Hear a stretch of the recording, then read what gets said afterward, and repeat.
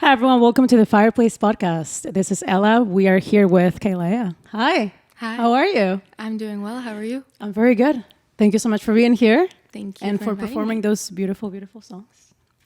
So, yeah, we wanted to invite you not only to perform, but also to just know a little more about yourself for, everyone to see your music, to hear music, and also to know more about you. So tell us about yourself. Good luck with wow. Tell you guys about me. Okay. Yeah. Well, I'm still learning. I'm still learning about me. That's fair. I feel like the things that okay, actually, yeah, I'm going to go off on this little tangent because everyone always, it's already starting. But no, everyone always asks, like, tell me about yourself. And I'm like, do I go through like the biography of like, well, I was born here, but really like, right. We change so often that I feel like I'm just going to tell you about myself now. Great. Okay. The things that I feel like make me, like shape the artist that I am now. Nice. And I feel like the first thing that comes to mind is that I am Ukrainian. I feel like that I'm really proud of that, and I want to do a lot with my music for Ukraine, especially with everything going on now. Absolutely. The second thing is honestly just how obsessed I am with words and lyrics. I feel like my entire life I've been writing poetry. I've been writing music since I was little too. I didn't realize it. Sometimes I find videos and I'm like, oh my God. That's awesome. I've been doing this for way longer than I thought. And my overall love for art, I feel like, is a huge part of who I am. I love dance and acting. Nice. And I'm also queer. And I feel like all those things, they like shape me as an artist and show who I am. I'm also a Cancer baby. Okay. Love cancers. So that's... So what would you say, you mentioned that you find videos of yourself when you were young. Mm-hmm. What would you say like your first like memory was? Okay, like, well, apparently I was a drummer in a band. Oh. And I was drumming and singing at the same time. And I was doing like, Hey Soul Sister in the back. No, for real. I was sitting there with my drums and I was like, Hey Soul Sister. Were you singing at all? Yeah. I was like backing up the vocalist. The vocalist actually in that band is doing amazing right now, and she's like her name is M. Byhold, and she's like blowing up and everything, and I'm so happy for her, and just because to see like her growth and everything. But it's crazy to see us together when we were little playing, because I don't remember like it didn't influence me in that way, being like, oh, I'm gonna be in music growing up. I was like, I just like the drums and I like to sing and play, Yeah, like you couldn't like envision yourself and like, hey, like I want to like be an artist one day and like have my own music. Yeah, but actually I have a video of myself when I was probably like 9, and I was really serious, and I like brought the camera around and I was like, I'm gonna play you guys a song I just wrote, and it was called Secrets. Can you send those videos? Can you send the video so we can just put it on the screen?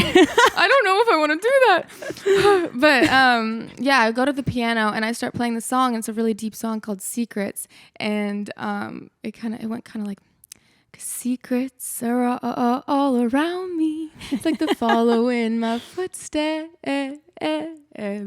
and just kept going like that. There was no change in the song. And I was like, this is the song that I have written. So that's my first memory. That's great. You should do a remix of that song. Should I? Yeah. Add a verse? Yeah. Add like actual... Yeah. Or just sampling. Should. That could be actually really cool. Yeah. And then the story behind that song? Absolutely. So what made you pursue music then? As a career? Depression. Oh, okay. I feel like every artist goes through a little bit of that, and then they're like, damn, I really need to find a way to let out my emotions. Mm-hmm. So I took a really long break from any kind of art, and I started to pursue volleyball, and I thought that was going to be my thing. I went to college for volleyball. Nice. Because I'm a Giants. Can't tell right now, but then halfway through my season, I noticed that I was just waking up really depressed, going to bed depressed. I ended up going to therapy, being put on antidepressants, and I was like, there must be another way. Like this is just not helping me. And so I fled to Ukraine. I literally ran away to Ukraine thinking that was going to change it. Didn't change a thing because it's all internal. Absolutely. You can change your place, but you can't change exactly How like you what's feel. going on inside. Right. So I got there and I said, I'm going to try dance. I'm going to try dance again. Nice. And I started dancing over there. I picked up a guitar and I started to turn my words, my poetry into music. And that's when I was like, I don't even care if I'm good. I just feel better. Nice. Yeah. Nice. And then it just kind of rolled as I got back. Wow. How old were you when you went back? I was 19. 19. This was 5 years ago. Wow. Okay. Yeah, and I didn't really start taking it seriously until probably like 2 or 3 years ago. Okay. And what made you come back to LA, or what made you choose LA? Well, I came back. That's a good question. I really love Ukraine. Every time I went there, I wanted to live there, but I wanted to finish college. So I came back here to finish college. I also, while I was on that trip, met my first ever girlfriend. So I went into that trip being like, boys. And then I met this girl and I came back here and she also lived back here. And eventually like started to come out, also started the process like me coming out of the closet. I've never said it like that before. Me coming out of the closet. Who am I? Yeah, anyways. So I guess I came back here for the people and to finish my schooling the first time around. Okay. Were you doing music in school or just something else? Okay. Funny. When I came back, I told my friends that I really wanted to grow my voice. And they said, they kind of dared me to go audition for our vocal department at school. And nice. I said, why the fuck not? Can I curse? Yeah, of course. Okay. I was like, why the fuck not? And so I went and auditioned. I literally walked into the room and they had a sheet with all my information. They said, have you ever sang in front of people before? I said, no. They said, do you know how to read sheet music? I said, no. They were like, do you have any experience vocally? I said, no. They were like, tell us something about your... They asked me if I spoke any languages, which I thought was kind of weird. But I said, yeah, I speak Russian and Italian. And I love languages. So I sang my song. Everything was fine. I get an email that I got placed into private vocals. I'm like, that is interesting. So I show up first day and I walk in and what do I hear? I hear opera coming from... No way. Yeah. I hear opera coming and I'm like... I am in the wrong place. This must be incorrect. I was like preparing to come in and be like, okay, I'm ready for some Rihanna. I'm ready to like dissect, Anyways, I walk in and it's an opera course. So when I tell you, I was literally matching vocally to my teacher because I couldn't read the sheet music. I was trying to like match my breath. It was so difficult, but just by ear. And that grew that part of my skills so much too. Absolutely. And I think she really liked me, the teacher, because I would not quit. Nice. And also my stage fright was insane. Like I would go to I was wearing my long black dress. I had my heels. I would go to the piano, be all dramatic and be like, and look over and have to like sing Ombra Mai Fu, right? And I would literally feel my vocals clench up. Like I would feel my whole throat just close. And I couldn't do it. And then I'd get in the car and I'd be so mad at myself and I would do it perfectly. So that was like my stage fright was insane. So the fact that I can perform live is... That's awesome. And also front woman, you like are the one they're singing, you're in front of the whole band. And you write your own songs. Yeah. That's awesome. Like I was also like very scared to perform.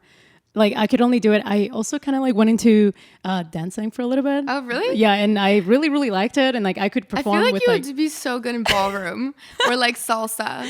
Love sort of like salsa. bachata. Love salsa. Yeah. I love that so much. But I was so afraid to just be like just me. Yeah. Like I couldn't even talk or speak. I would just be like, it's so vulnerable. Like when you have. And I feel like with dance, I can go up there and perform in front of people like it's no big deal. But vocally, there's something so vulnerable about sharing every because your voice is not just here. Your voice is your entire body. It's your soul. When you share that. Right. And you have to be so certain in the fact that like if someone walks out, it's not about you. Absolutely. And even if it is, it's not about you. Absolutely. Because it's also very subjective. Like if someone is like, if you're performing a place and someone just walks by, sees you perform and hears your songs and they're like, oh, I really like this. But, you know, they might be in a hurry or like they might just are there for like 30 minutes or even like 10 minutes and they're like, oh yeah, this is cool. But then they will leave.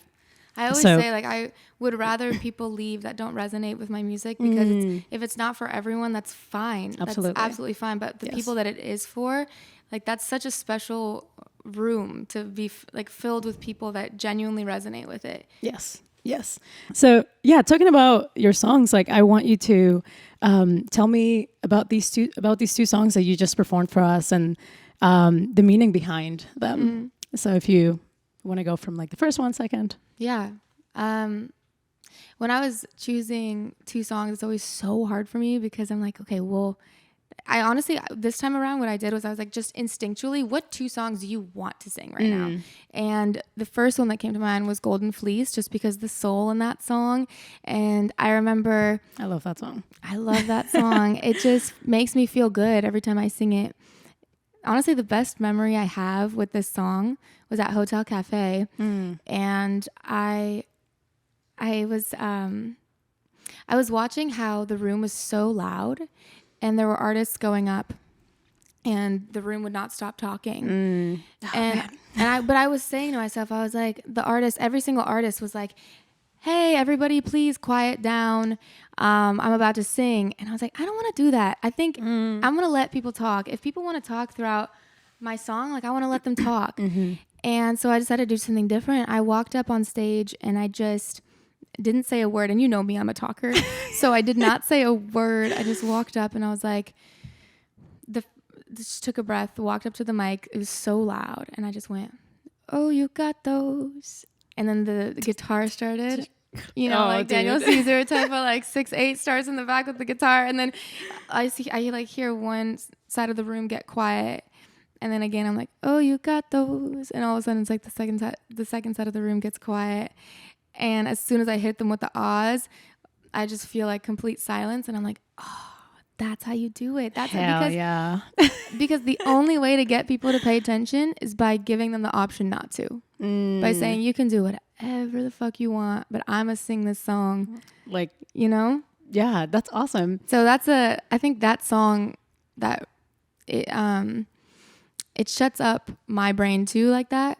And the funny part about it is obviously it's a love song and it's almost like a manifestation song. It's manifesting what kind of love I want in my life. Nice. And the best part is I wrote it when I was single. I wrote it right after a breakup. Okay. And I was like, why am I writing a love song while I'm single? But now I understand. And every time before I perform it, I also dedicate it to someone, platonic or romantic love. So that's why I chose that one. It's a great song. Thank you. Yeah, it's a great song. What about the other song? So, okay, I'm still thinking about a working title for it. But so far it's I've Been. That one's just groovy. Like, I can't even explain. And it just feels like it's sassy, but also kind of like, you do you, I'ma do me. And it's talking about like, I don't know. Like the first thing, I remember when I wrote it too, I was pacing. So I write songs in different environments. Like Golden Fleece, I was driving and I was like flowing and there's a beautiful environment. I was like, oh, you got those eyes. And then with I've Been, I was like pacing around my room and I was like, I just feel like I've been on my bushes since you come around. You know what I mean? And then I stopped and I was like, and I was with my friend and she looked at me and she was like, that was kind of good. And I was like, okay, let's try it again. And that's how that one came about. And it was just so like fun and freeing, even though it's about giving it your all. It's about giving it your all to someone. Yes. And still it not working out. Yeah. Yeah, it's super fun. Yeah. What would you say what message do you want to, I guess, like give with these songs? I know that you talked about Ukraine, and I think that's something that I would love to go a little more in depth and how you want to, I just want to know like what your message is with, I mean, it could be about anything, but It would be interesting to know. No, it's so important. It's so important to have, at least to be like working towards understanding what you want to say with your music. Absolutely. And I think I have so many different messages and they change as I change. But specifically with these two songs, they're both feel-good songs, even if one is about, giving it your all and it not being good enough, and the other one is about falling in love. They're both feel-good songs. Right. And so I just want, with these, like, I want people to get out of this world for a second and feel that love or feel that groove.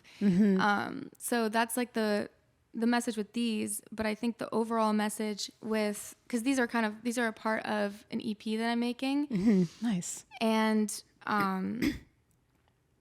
the overall message that I feel like is coming to me right now is that we go through so much, but the point is that we go through it.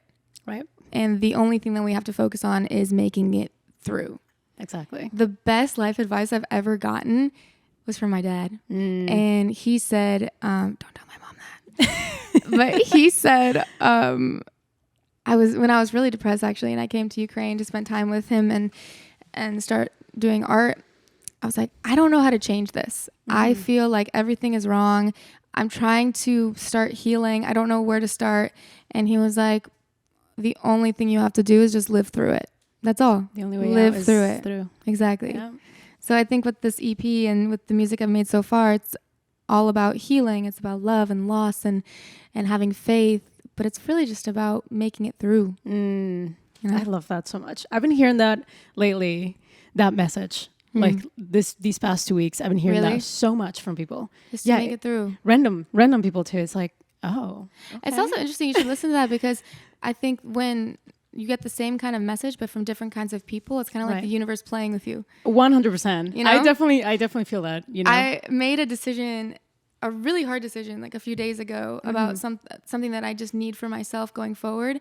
And the morning that I made that decision, I told my friend, I left, started driving. The first thing I see is 999. Oh. And I'm like, and I stop. And normally I'm like, okay, angel numbers are everywhere. But I stop and I make a little face. I'm like, dude, for me, it's been like 666. Really? So, it doesn't have to be negative though. No, it's not. It's not. But it's just funny. It was like something new. I was like 6, and then you're like 6, and I'm like, I remember that one being kind of. Yeah, I sit down and I go somewhere else and 6. But I'm like, what's happening with this 6? Okay. Yeah. Well, I looked up 999. I was like, let's just stop and look it up, and it was ending of a cycle and opening of opportunities for a new one. Yep. I was like, oh wow. And then 555 for me has always love been that change. Yeah, change and freedom. I love that. You have it. Can you tattooed? show it? Yeah, I have a little 555.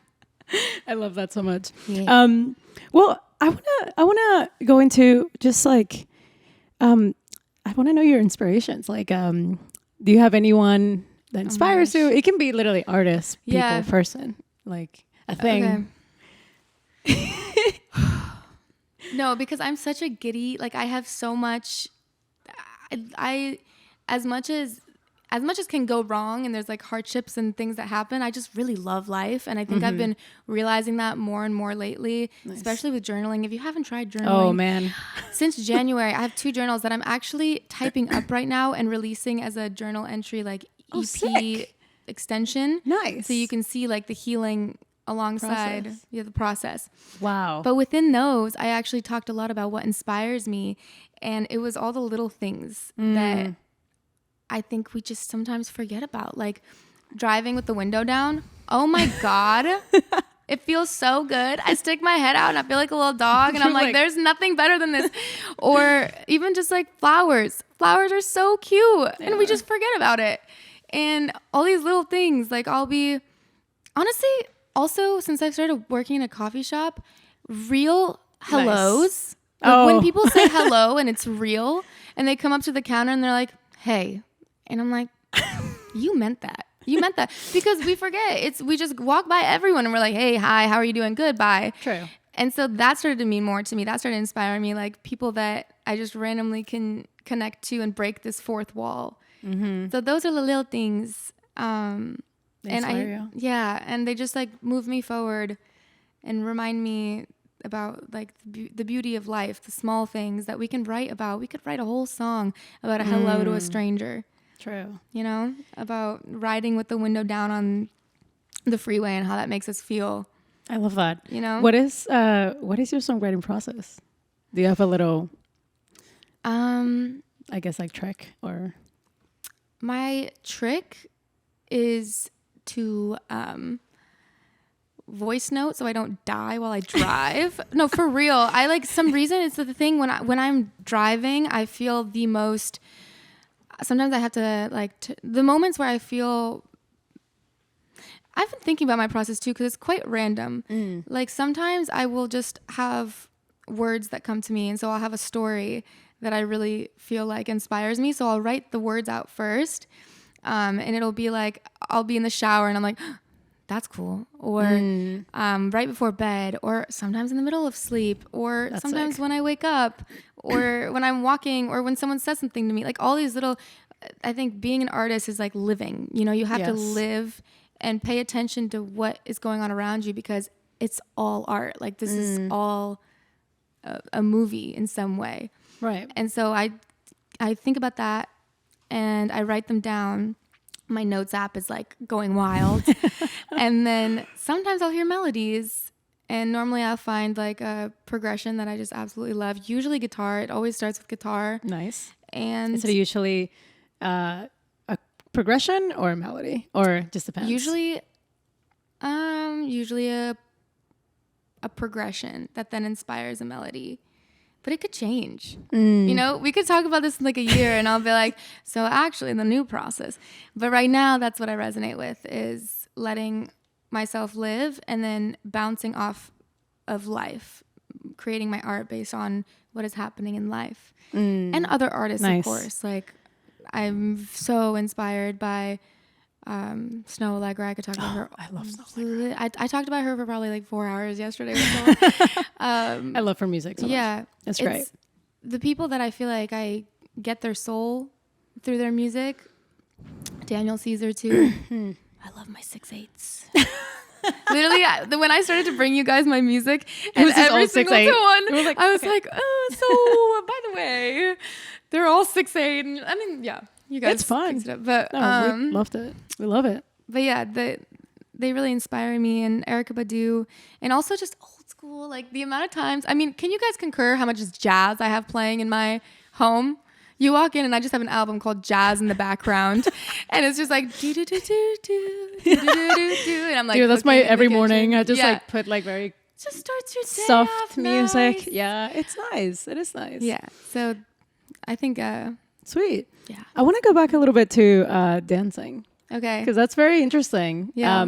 But I mean, I want you to talk about like how, like what dancing makes you feel. And also if it inspires you somehow to make music or if it gives you new ideas while you're dancing or after. Yeah. Because that used to happen to me like after dancing or like a dance class. You have an inspiration? I would just leave. I would just leave the class and be like, oh my God, I feel so good. Yeah. Like, dancing gives me this energy of like, I can do anything. And God, dance is so important, like movement, because you start to get more grounded in your body. You start to understand yourself more and just the intricacies of our bodies. Like we can communicate so much with movement and with the way that we talk to people, with the way that we hold ourselves. And I think dance gave me that. And I've actually been trying to, yesterday, I had such an amazing conversation. And he's also a writer and he's music. And he told me, well, why don't you try to dance and write at the same time? And for me, pole dancing is something that I have been absolutely obsessed with for probably like 4 years too. And so I'm like, what if I tried to dance and spin and do my tricks and write based off of those movements? Like try and do something different. So it definitely inspires me. And it also makes me understand myself more. Right. And I think the different kinds of dance too, like I've been trying to get into hip hop because I want to get more masculinity out of me. And so, because every time I come in there, my hip hop teacher is cracking up because I come in and he's like, okay, do now like a we're gonna sexy like, dance. yeah, he's like, okay, now we're gonna like hit, and I'm like, booty, hit, and he's like, no, keep your ass Right, you just have to, out like- of this move. You just have to, move your hips up. But it's cool to like jump into different genres And movements and too. styles. Yeah, Right, because I feel like with hip hop, it's more of like, it's just very like, yeah. 1, 2, like very marked, you Yeah. know? And like with like sexy dance or. It's very dance like is- flow Yes. and da-da-da. Yes. Yeah, it's also great connections when you meet other dancers. Most dancers, because of their melodic ear, are also musicians and singers, which see. is Mm-hmm. which I love. No, it's great. I love how they count to 8. 1, 2, 3, 4. The counts for me, I It also can't. throws me off sometimes. I'm like, I'm with why? I'm with the music the entire time, and I'm like, I should, because I want to teach too, and so Nice. but Chelsea will count for me, right, Chelsea? Yeah. Awesome. Yeah. I also want to talk about, we know you're queer, so It's a little secret. Nobody knows. wait, really? It's Don't look secret? at my nails right now. We're going through a little phase. Okay, I'm going So, inside. how's that journey been for you?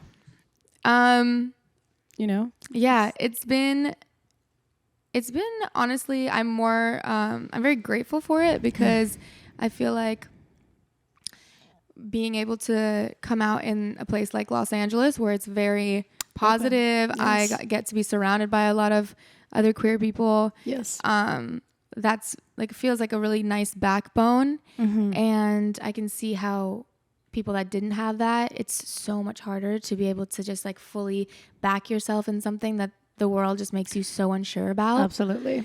And I have definitely not had like perfect moments, to say the least. Mm-hmm. But when I did come out, I feel like for the most part, everyone around me, the hardest part is definitely like, I do come from a Soviet Union household. Okay. And it's like half Russian, half Ukrainian. Russian on my mom's side, Ukrainian on my dad's. And my dad is so chill. My dad doesn't give a fuck about anything. I met your dad. He's really cool. He needs to be in one of these interviews because he's so entertaining. But he, when I was actually, before I came out, he was like, "You sure you're not into girls?" Because I hadn't ever dated a guy. I had never dated a guy. And I had just lost my virginity to a guy. And I told him, I was like, yeah. Oh, It was like nice. And then I kissed my best friend in Ukraine. Her name was Tatiana. oh, Hi, Tatiana. And I was like, why did I want to do that again? I was like, that was kind of nice. wait. So like, when did you? I was when did- 19. I you was were 19. I was okay. in Ukraine. I mean, the guy I lost my virginity to, he was great. Like, don't get me wrong. Like, you did amazing. Like, that was great. Honestly, no regrets. But then should we cut that out? I don't know whatsoever. You did great, buddy. So then I went to Italy, and I met this girl who was also Ukrainian. And at that point, she was in a relationship, so we were like, let's just be friends. But I was a little curious. I was just a little curious. I remember being in her room and asking her, being like, so like, what y'all girls up to? Like, what do you do? This is so interesting. And she was like, Oh man. I smell queer. So then half a year later, I came out as bi, and I started to date girls in my college. Okay. By date, I mean like very loosely, like just trying to like experiment. Yeah. And then 6 months later, I hung out with her again, this girl from Italy. And the two of us just started, it like went so smoothly into my first relationship ever. And so since then, I still don't want to put myself in a box, and I still like to say that I'm bi or even pan, but I just go with whoever comes into my life that I just wholeheartedly connect with. And it has happened to be women to this point. And so but I always say, like, I'm not closed off to people based off of gender. I just go with the feeling and the emotion. And so I came back home, and I was like, so this is not my friend. And it It was so crazy because she looked like she was my mom's daughter and we're not going to talk about mommy issues. We're not going to do it. But she looked like she was my mom's daughter and she like fit right into my family. And I looked like I was just like the friend on the side that was like showing up every once in a while. Like they just looked like a unit. And so quarantine hit. Mm-hmm. And then we went off. It was a really beautiful relationship. Like I got to see what it could be like. What it could be like. And so coming out was really nice and also kind of interesting to do during quarantine because it almost felt like I had to do it twice. Then after quarantine, when I could never come out to my grandparents though. That oh my God, actually sorry, you guys are gonna have so much to work with because I'm such a talker. Go for it. We love that. But actually the past 3 weeks I went to Montenegro. And my dad's side of the family is all there, so I wanted to go spend time with them. And I went on. There's so much that I learned on this trip. I don't even know where to begin. But there was a really healing moment for me with my grandma, who was like, "Can we go on a walk?" I said, "Sure." And she basically was telling me all about her life, about growing up in the midst of a war too, and escaping, and how, you know, her mom gave her the last piece of food that she had, and she was hungry, and it was just so interesting to hear her talk about her childhood, where she was from. Wow. And then she looked at me and she said, "So are you dating anybody?" Just out of the blue. And I was like, and she goes, no boys ever. And I was like, I don't know, because I also want to respect my parents. I don't want to make them uncomfortable by coming out to their parents if they're not ready. And before I even said a word, she was like, didn't you have a girlfriend? And I was like, so somebody told you. Oh no, father. But I said, yeah. And I started to feel myself get really defensive and be like, yeah, I just feel like I had this connection and it worked for me more, and da-da-da. And she like kind of put her hand on me and stopped me. And this is all in Russian too. And I feel like the Russian language is just so like tender when you have those moments, like at least for me, obviously, because it reminds me of my childhood. And so she stopped me and she basically said, I don't care. She was like, as long as you're happy. And her main thing was like, life is short. She told me about her lover. She was like, yeah, I had a lover all throughout the night. And I was like, Grandma, you are no good. I was like, unethical polyamory, but it's fine. We're gonna But anyways, so she basically told me like, as long as you're happy. And I needed to hear that because I needed to keep telling myself that. And I feel like we all do, you know. Absolutely. As much as everything is starting to change and we feel like we have more backing, there's still so much internalized homophobia going around where we're like, but I'm just trying to be happy, right? Like I'm just trying to be happy. So dude, that's so sweet though. Yeah, like she was just like, I'm not here to judge you. Yeah, she's like, I'm just asking. I want you to be sweet happy. Oh my God, honestly, like I'm taking a minute because like that kind of got emotional. Yeah, I was like, oh my God. But yeah, oh my God. I mean, it's been so lovely to have you. I want to ask you one last question. It's just kind of a fun one, but if you... Am I single? No, I'm just kidding. Are you? If you could describe yourself in 3 words, what would they be? I would say I am passionate. I am queer. No, I wouldn't describe myself.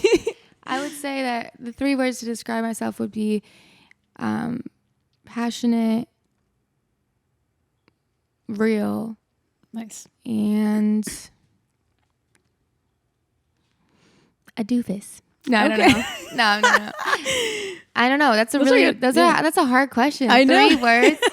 I'm like trying to think of my biggest 3 values, and it's just to be real, to continue to be passionate, nice, and to be kind-hearted. Kind, not nice, but kind. Kind. I love that. It's easy to be nice, and it's hard to be kind. Yes. Yeah. So thank you. Kind, passionate, and what's the last one? Awesome. Thank you. Thank you so What much. was the last one I said? Kind. No, Oh, you said real. Fucking real, bro. Yeah. That's lovely. Honestly, you're so right with the kind thing. It's very, very easy to be nice, but kind. It's just so different, and you can just tell when someone is really kind. Yeah. But yeah. So it'll be $300 for this therapy session. I really appreciate that. If you need my services, I will. It's been so nice to have you. Thank you for Thank being you. here with us.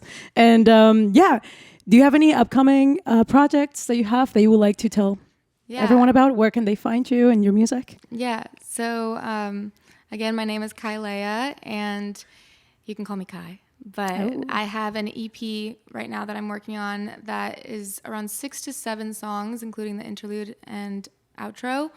And still working title, but it is basically a summarized version of what I feel like my past year has been. I've written them all in the past couple of years, and it has to do with healing, love, loss, moving forward. So that is in the works. Also, I was cast in a film that is now going to Outfest. Oh, We have the director in the room. Very nice. So definitely more acting projects. And also this poetry book or a journal entry poetry book that I'm working on. That is really sick. It's coming along with the EP. Yeah. That's so cool. It's crazy to type it up because I'm literally giving you guys my deepest soul, and that makes me so happy because I think that's like my biggest goal. If I leave this earth knowing that I was so honest and open with people and that helped people be honest and open with themselves or with other people, then I'm content. That's all. That's so cool. yeah, Share the love. It's fine. Yeah. I'm a softie. A cancer. A cancer. Where can they find you on platforms? You can find me on Spotify, and you can find me on Instagram, kailaya.art. And sweet. Yeah, that's pretty much it. Awesome. You can find me give my address. Show up if you want to bring me flowers. Love. Send me food. Send me food. Oh my God, yeah, please. Okay. Sweet. Thank you so much for being here again. Thank you for having me. Yes, absolutely. And go follow KAILAYA and go follow the Fireplace. Thank you.